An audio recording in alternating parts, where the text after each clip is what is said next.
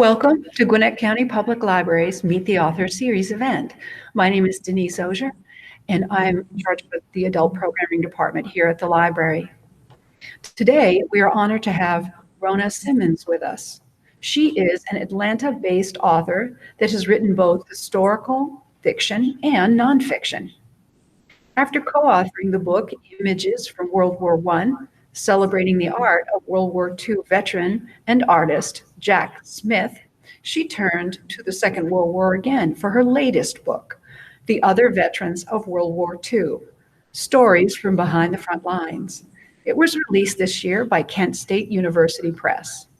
She is the daughter of a World War II pilot herself and is proud to honor veterans and their stories through this work. Her writing includes stories, articles, and interviews, and they have appeared in both regional and national literary journals. They are online and in print magazines and newspapers. She is active in the local writing community as both a speaker and a member of the Atlanta Writers Club and the Georgia Writers Association, as well as local veterans organizations such as the Atlanta World War II Roundtable, the North Georgia Veterans Group, and Stories Behind the Stars, a group that is documenting the stories of all 400,000 fallen World War II veterans. She is also a contributing author and a book reviewer for dodreads.org, an organization dedicated to reading and lifelong learning. We are very honored to welcome Rona Simmons. Thank you very much, Denise. I'm delighted to speak to you today here at the Gwinnett Public Library for this Meet the Author event, and especially this year because we are celebrating the end of the 75th anniversary of the end of World War II, and especially this week as we honor our veterans for Veterans Day. Over the past several years, I've had the opportunity to sit down face to face with a number of our World War II veterans and to hear their stories that are included in my book, The Other Veterans of World War II, Stories from Behind the Front Lines. The book tells the story of the war from what I think is a unique perspective. It tells the story through the eyes of a group of veterans I call the other veterans.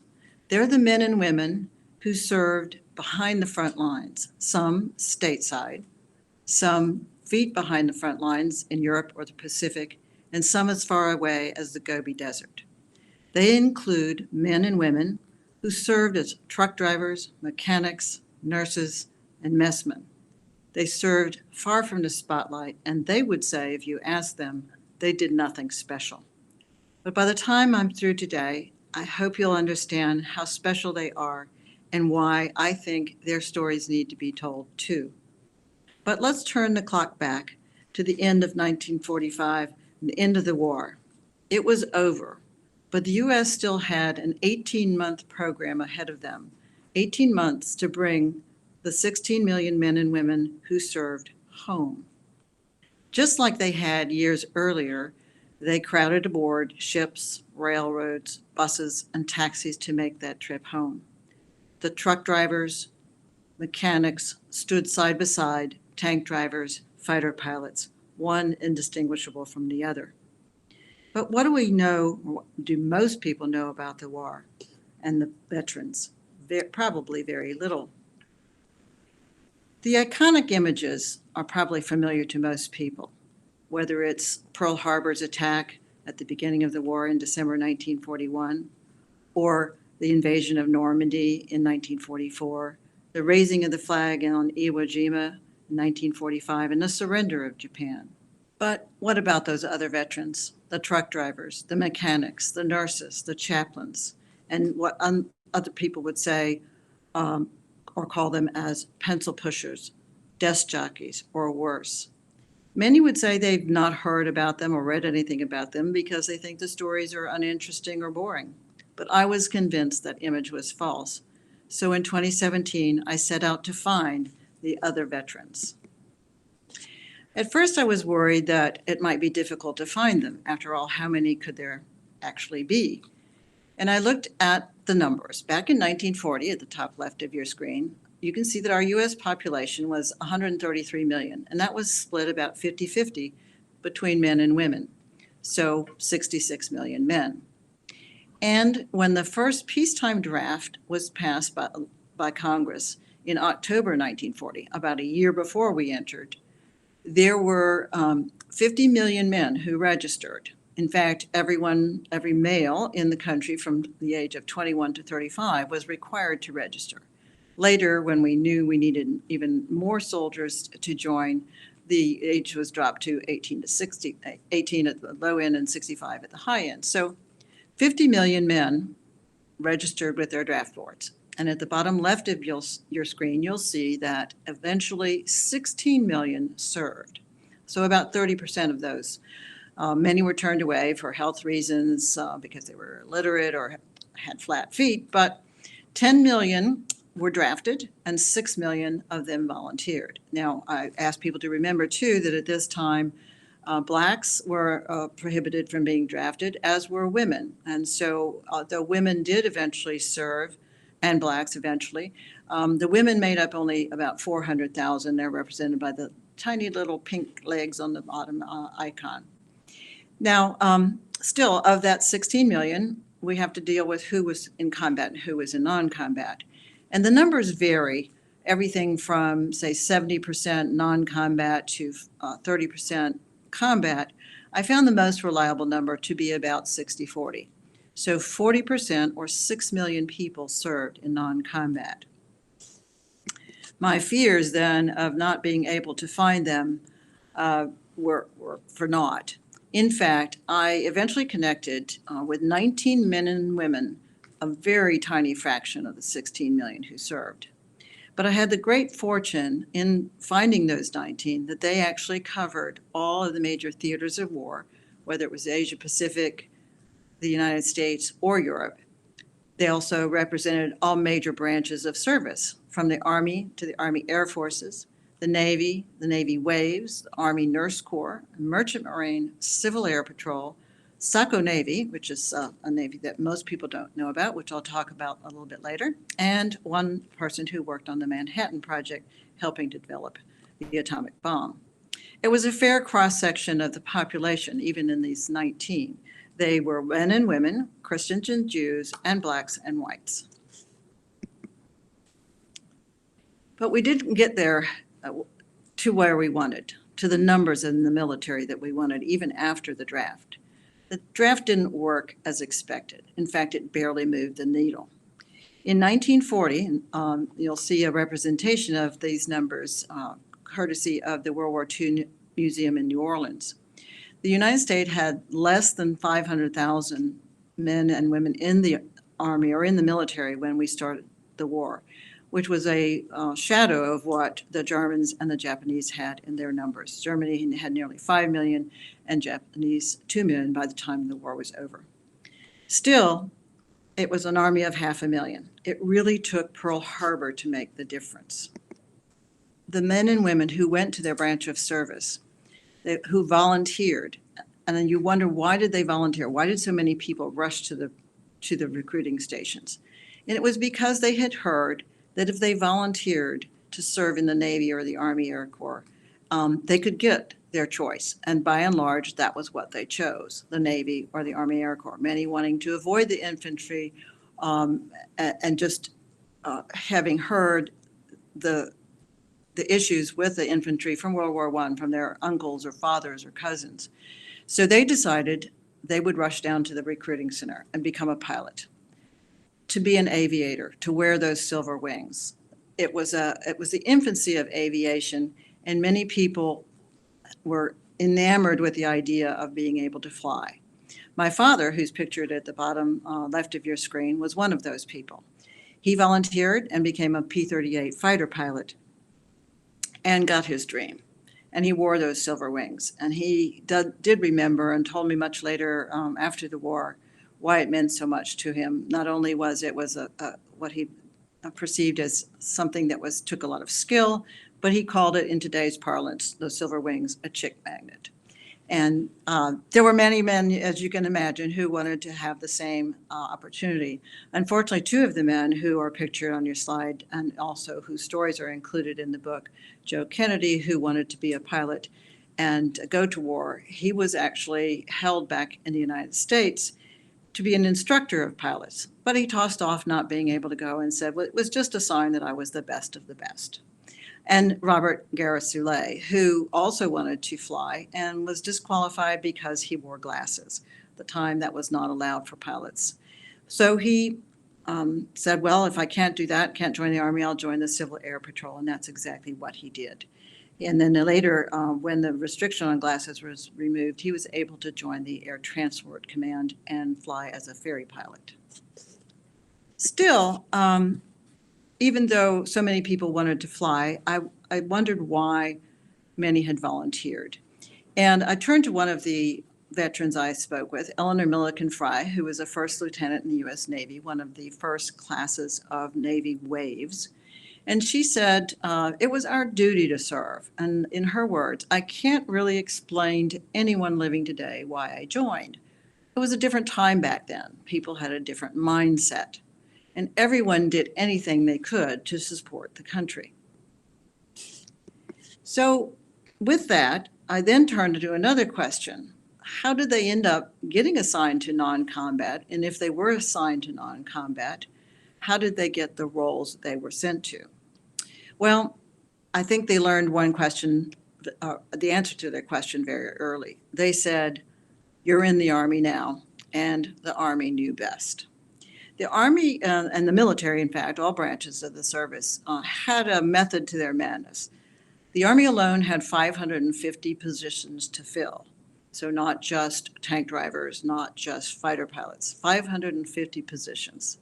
And they decided that the best way to keep the training time down and the men and women's morale up was to assign people to a position that was as close as they could find to their civilian occupation before joining the war. So a bricklayer might be assigned to the Corps of Engineers, the longshoreman to the Quartermaster Corps. Police and detectives had a natural affinity with the military police. But that still left many of the positions unanswered. After all, we needed artists, bakers, saddle and harness makers, because if you may not believe it, but in World War II, we still had horse-mounted troops. And one of the gentlemen I talk about later was actually a horse-mounted surgeon. And pigeoneers. Now, pigeoneers are my favorite position. I still have yet to meet one, but I have not lost hope that that will happen. So with that in mind, I said, I wondered if after they were in their position, in their field or theater of operation, did they have second thoughts? Did they wish that they were doing something else? And I turned to James K. Neal, a corporal with the U.S. Army Air Forces. He said, we had second thoughts. We did. We were concerned we were not doing all that we could.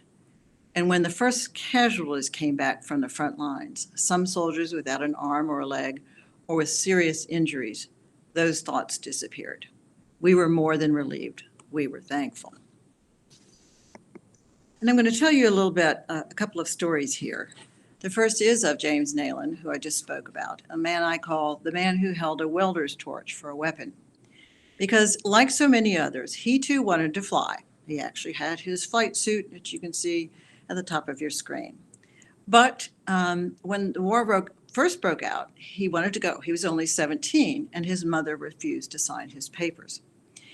Until 1942, November 13th, when Congress lowered the draft age. Now he was 18, and he didn't need his mother's permission any longer. So he rushed to try to join and to try to become a pilot. Unfortunately, a minor medical issue sidelined him from being a pilot and flying. So the next thing he thought, he was going to be a gunner. And as a Mississippi boy, he loved to hunt, and he may have mentioned that to the recruiter. And so he thought he would be a gunner. He arrived in England, deployed to one of the 140 military stations that we controlled during the war. And there he learned that he was going to be a welder and assigned to welding P-38 scoops, in fact, the same plane that my father flew. Well, he did his job, and he also had to, besides welding, when he and any of the other enlisted men were not doing whatever was their first or their primary job, they were assigned to guard duty. And it was on one of those late night guard duties that he witnessed and launched the launch of D-Day. As he said, there were so many planes in the sky, they blacked out the stars.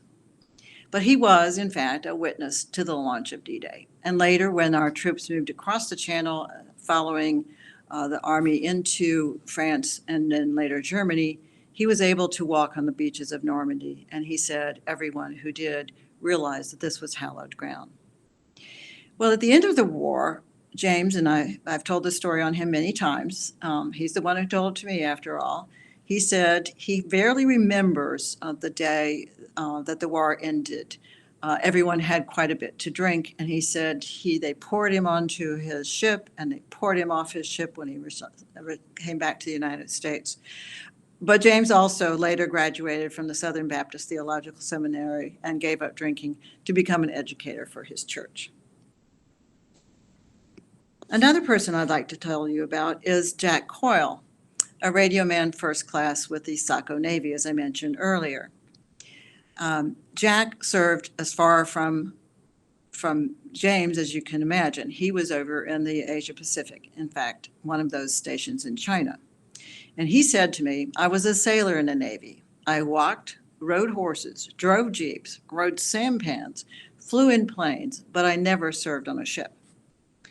He was one of the most educated in his class of recruits in the United States before he left. He had a law degree, but he was bored with that, and so one day he decided to enlist in the Navy. There, he got bored again very quickly as they assigned him a desk job. So he did the unthinkable. He raised his hand when they said they were looking for people to volunteer for a top secret assignment. So he did some additional training and was sent off to China and the relatively unknown SACO, sometimes referred to as the Rice Paddy Navy. This is the Sino-American Collaborative Organization. And these were a group of 3,000 Americans who served the United States, but behind the front lines, well behind the lines, all across China. They worked cooperatively with hundreds of thousands of Chinese to help defeat the Japanese, who had by that time taken large portions of China's territory. So these 3,000 men embedded themselves behind the lines, wore Chinese garb, ate Chinese food, never saluted, and kept themselves as secret as they could, although the Chinese knew that they were there. They knew they were operating behind the lines. But the men's job was to essentially, besides training the guerrillas, the Chinese guerrillas, to help fight the war, they were intercepting weather forecasts and spying on troop movements across of the Japanese across China. And they would relay this information to the Pacific Fleet. And that's what Jack did, is he was a radio man, and he would intercept broadcasts and then in code transmit them. So the Chinese were so infuriated with our people there, the Japanese, that they put a bounty on the heads of the Americans. And $300, which at that time was a fortune, and $1 million on the head of the operation. But they escaped by and large. Only 3 people were captured. At the end of the war, these men who served in the Saco Navy were relatively ignored and still looking for recognition today from Congress. But they did receive their only medal from the nationalist Chinese. Unfortunately, the U.S. military would not allow them to wear that on their uniform. But they were very successful, having helped the Saco Navy, along with the Chinese, helped to win the war. They killed or wounded over 30,000 Japanese. They destroyed 200 bridges, 84 locomotives, 130 ships and aircraft. One of the most interesting things I found, and this stands true for a number of the veterans, was in reading their correspondence. You can see a representation. Jack Coyle left behind 200 letters from him to his wife over the course of the war. And some fascinating details, some lovely love stories. Every one of them begins with "My dearest darling" and signs his name with love. But Jack and his wife had worked out a code, because they weren't supposed to say anything about where they were or what they were doing or where they were going. But they had worked out a means to communicate through their letters and had agreed that on certain letters that he sent home, if she would circle the first letter of each word in a particular paragraph, she would know where he was. And one time he told her, it's spelled out in Perth, Australia. And then a little bit later, he wrote another one and told her that he was indeed in Calcutta.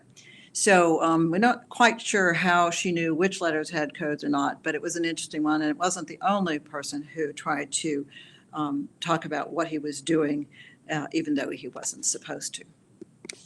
The last story I'll tell is about Frank Cohn, who was a captain in the U.S. Army Medical Corps.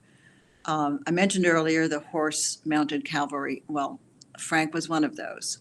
He was an assistant battalion surgeon and did his duty theoretically by participating and joining the troops in battle on horseback.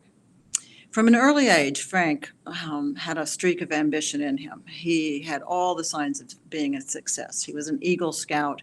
He was class treasurer for his high school, and he became an athlete playing football, lacrosse, a couple other sports. And then he decided to become a medical doctor, and he went to Johns Hopkins University, earned his Bachelor of Arts, and then continued on at Johns Hopkins as his father did, and became a medical doctor. So he was looking forward to a career in medicine. He was living in Texas, and I got a request by the U.S. Army, a request, as he said, to join. So, of course, he joined. And we think it may have been a mention of his past playing polo that made the Army think that the best thing for him would be to join the horse-mounted troops as a battle surgeon. He did, and was shortly shipped off to the Philippines, where he was a member of the 12th Cavalry Regiment, 1st Cavalry Division, and there later joined with the 26th Cavalry and Philippine Scouts. We had Philippine soldiers, known as Philippine Scouts, who were part of the U.S. military, overseen by U.S. officers. He was stationed at Clark Field and enjoyed a very active social life when he first got there, because this was before we had actually entered the war. And he talks about, as I say at the top, we wore our formal white dinner jackets with gold epaulets to dinners. He described a number of their very elaborate menus and parties that they would attend. This is a scene of a war that we associate with many years before World War II, something very genteel or gentlemanly. They went shopping for items to decorate their quarters with from the local handyman. So a very different event until Pearl Harbor. A lot of people don't realize that 9 hours after the Japanese attacked Pearl Harbor, they attacked Clark Field and devastated our planes that were on the ground there. So the fighting began. And even though he was very optimistic, still wrote letters home, when the Japanese landed, the U.S. Withdrew to the Patton Peninsula as part of a plan that we had launched earlier, knowing that the Japanese would attack and knowing that if we had to succeed in World War II, we would have to surrender the Philippines. So our Army withdrew to the Patton Peninsula, and it's unknown whether Frank was actually with the last charge of the U.S. Cavalry. It's an episode that's has been written up in many books. And whether he was with them or not, he was in the midst of the very much confusion as we withdrew. Well, he was captured and joined the forced march known as the Bataan Death March, where he and American and Philippine soldiers were marched without food or water to camps in the northern or more northern parts of the Philippines. He ended up at Camp Cabanatuan. He was optimistic despite the deplorable conditions, and thanks again to letters from his fellow surgeons and fellow prisoners in the camps, letters that made their way back to his wife in the United States. He unfortunately died of cancer during his imprisonment, but his fellow soldiers and physicians said he was always helping, whether it was men who were surviving during the march or later in the camps. And for his efforts, he was awarded a Bronze Star. So with that, I have 19 other veterans, as they're all pictured here, all people who have wonderful stories to tell, which I hope you'll agree with me are very worthy of being heard. But I think one of the things that made the most difference to me was to find George Patton's quote, where he said, "All of the real heroes are not storybook combat fighters. Every single man in this army plays a vital role." That from George Patton, who I think we look at today as sort of the military man's military man, the combat general's combat general. So good to know that he too recognized their service. So with that, I want to say thank you again to the Gwinnett Public Library, and I'll be happy to take any questions you might have. So it sounds like writing this book involved a considerable amount of research. Can you talk about that? Sure. In fact, thankfully, research is my middle name. I loved, like most authors, I'd love to do the research, and it's something you have to pull yourself back from when you're doing, when you're trying to write the book. But it was necessary when you think about the fact that many of these veterans were in their 80s, 90s, and some approaching hundreds, that you have to realize I can barely remember last week or last year, and you're asking a 90-year-old to remember events that occurred 75 years ago. And so there are gaps, and I knew I would have to do research. Now, on the other hand, thankfully, I guess there's so much that has been written about World War II that libraries, universities, there are bookshelves full of details about World War II. So it was really quite easy to find information. One example, when I was interviewing a gentleman with the Merchant Marine, I knew very little about the Merchant Marine, so I wanted to be educated about what kinds of things they did before I went to talk to him. And I found out that the Merchant Marine actually had the highest death rate of any of our branches of service. And I wondered why that was until I did some more reading. And I think many people have heard about the U-boats, who were the German submarines that came across the oceans and immediately after the war, some actually into the Gulf of Mexico along our eastern seaboard. And early on, at least in the war, were able to sink many ships. Well, most of those ships were not our Navy ships. They were the Merchant Marines who were carrying supplies to Europe. And so they were very vulnerable throughout those first couple of years until we decided to accompany our Merchant Marines with Navy vessels and armed vessels, because they originally went across the ocean unarmed and unescorted.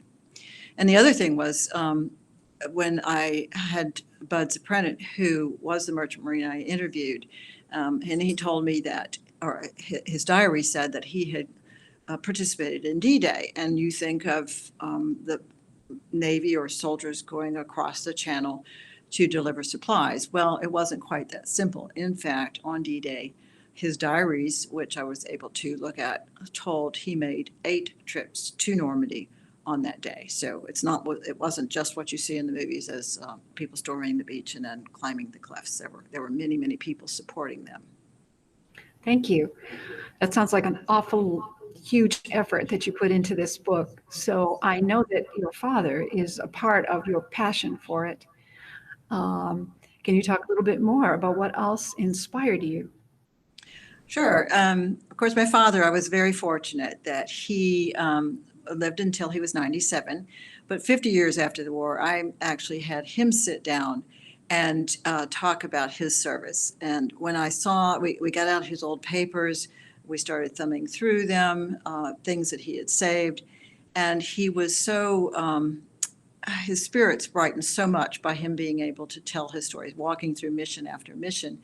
And I still, to this day, when he finished, after what I thought was going to be hours, turned out to be days, but when he finished talking about it, he stood up from the table, and I swear he stood up an inch taller than he had ever been.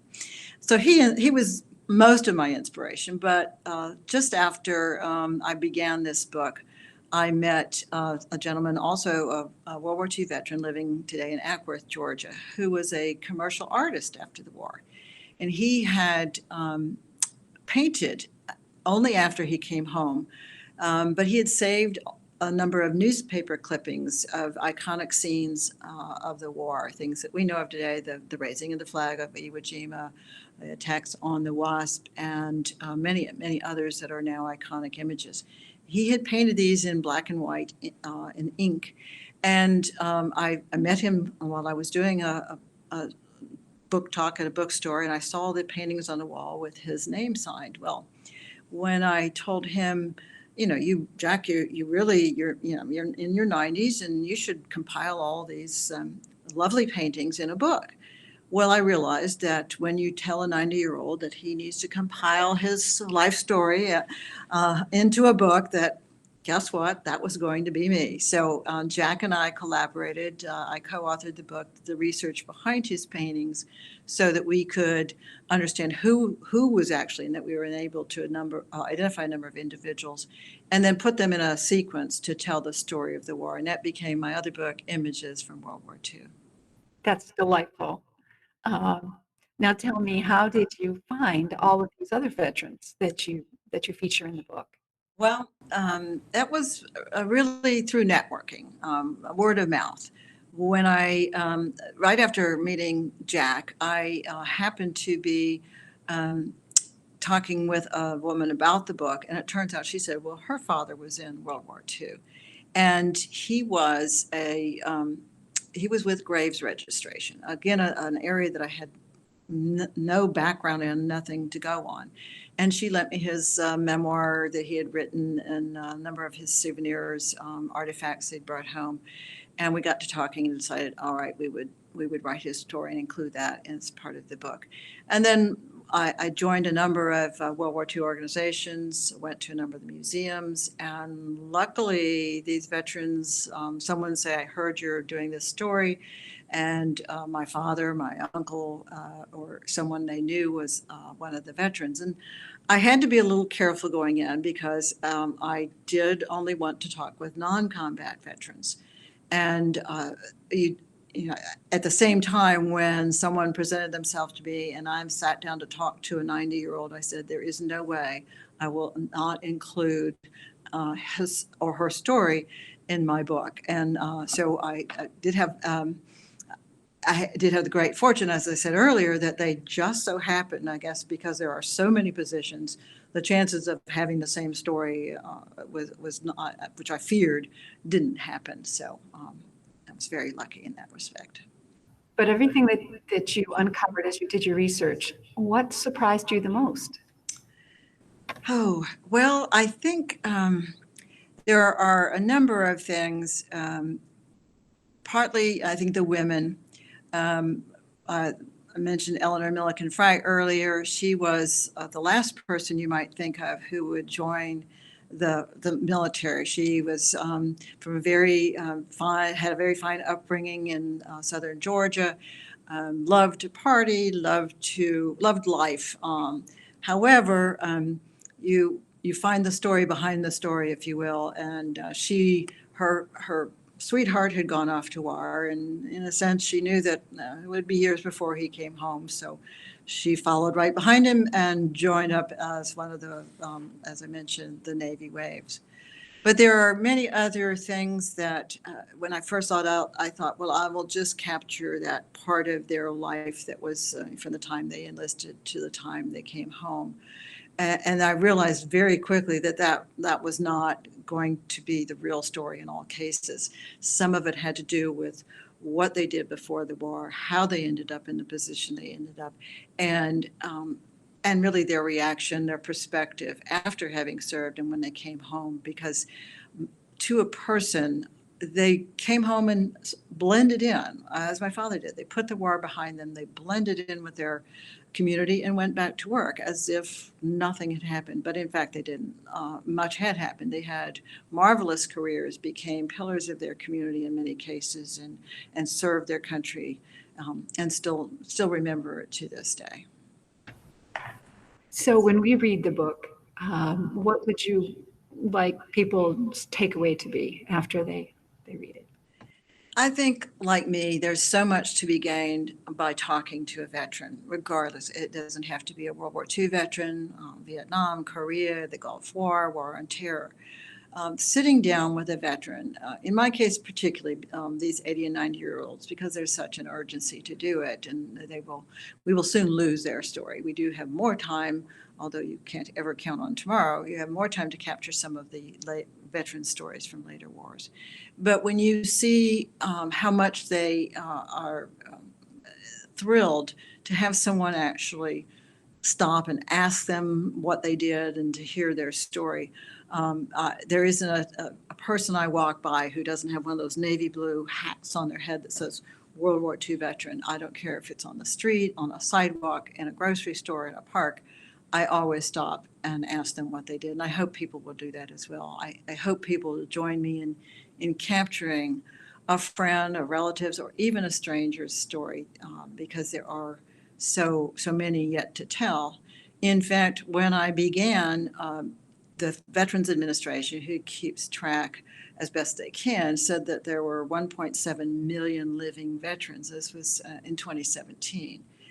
By the time I finished writing the book at the end of 2019, there were only 400,000, and their projection for this year is that there will be less than 250,000. So there is an urgency to this, and I hope people will recognize that and do what I did and talk to a few. That's a lovely thought. Absolutely. And a very good point. It's quite sad when you think about it, because they are a treasure.